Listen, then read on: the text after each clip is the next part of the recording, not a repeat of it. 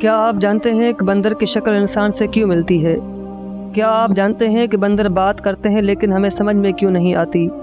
کیا ہوا جب ایک نیو بورن منکی کو نیو بورن بیبی کے ساتھ 3 سال تک انگریزی سیکھنے کے لیے رکھا گیا؟ اس نے کیا کیا سیکھا، جانیں گے آج کی اس ویڈیو میں۔ بندروں کے ماہر بروک نے بندروں کا قدرتی ماحول مشاہدہ کرنے کے لیے کئی سال گزارے ہیں۔ ان کا کہنا ہے کہ مجھے اکثر حیرت ہوتی ہے کہ جب یہ ہمیں دیکھتے ہیں تو ہمارے بارے میں کیا سوچتے ہیں۔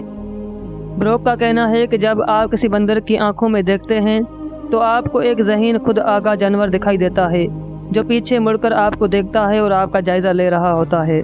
بندروں اور انسانوں میں اس قدر مماثلت ہے کہ زمین پر ہمارے قریب ترین رشتہ داروں سے ہمیں کیا چیز الگ کرتی ہے، اس پر تعجب نہ کرنا ممکن نہیں ہے۔ ایل گارنر ان لوگوں میں سے ایک ہیں جنہوں نے مغربی افریقہ میں چمپینزیوں کے ساتھ رہ کر فرق تلاش کرنے کی کوشش کی تھی۔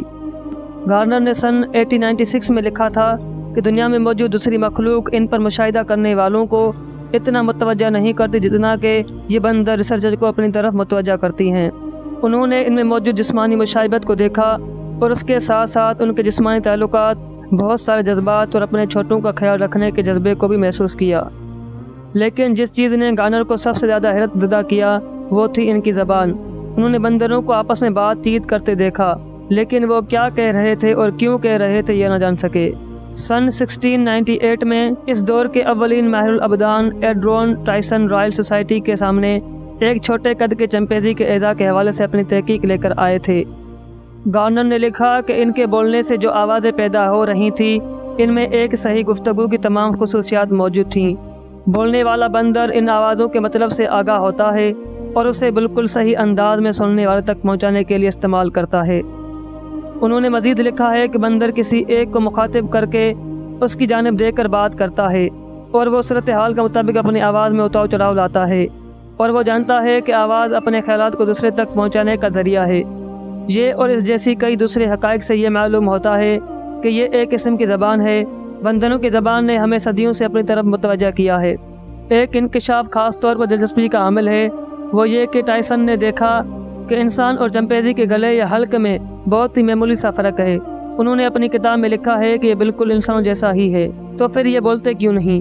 اس کے بارے میں ایک نظریہ تو یہ ہے کہ اگر چمپینزی خود کو سننے کے لیے ہمیں اپنے قریب آنے دیں تو شاید ہم انہیں قید کر لیں، اس لیے وہ انسانوں کی موجودگی میں خاموش رہتے ہیں۔ 17ویں صدی میں سائنس، اساطیر اور مذہب کے درمیان بہت باریک سا پردہ تھا۔ ٹائسن کے مطابق چمپینزی کے نہ بولنے کی وجہ یہ ہے کہ وہ استدلال نہ کرنے والی مخلوق ہے۔ انسان جانوروں سے الگ ہیں کیونکہ ہم میں ایک چیز ہے جسے استدلال کہتے ہیں، جسے لازمی طور پر آپ جسم میں نہیں ڈھونڈ سکتے۔ یہ ایک روحانی جوہر ہے۔ تو چمپینزیوں میں بولنے کی صلاحیت ہے لیکن وہ نہیں بولتے کیونکہ وہ استدلال کرنے والی مخلوق نہیں ہے۔ 70 سال قبل بندروں کو انگریزی سکھانے کی کوششیں کی گئیں۔ ایک نومولود چمپینزی کو ایک گھر میں ایک نومولود بچے کے ساتھ رکھا گیا تھا۔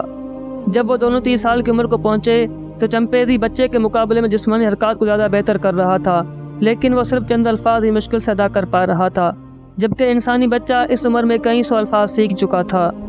تب یہ معلوم ہوا کہ حقیقت میں چمپینزی کا منہ اور حلق اس طرح سے آوازیں نہیں نکال سکتے جیسے کہ ہمارے منہ سے آواز نکلتی ہے، اور وہ جنگل میں صرف اسی وقت آوازیں نکالتے ہیں جب وہ خوش ہوتے ہیں۔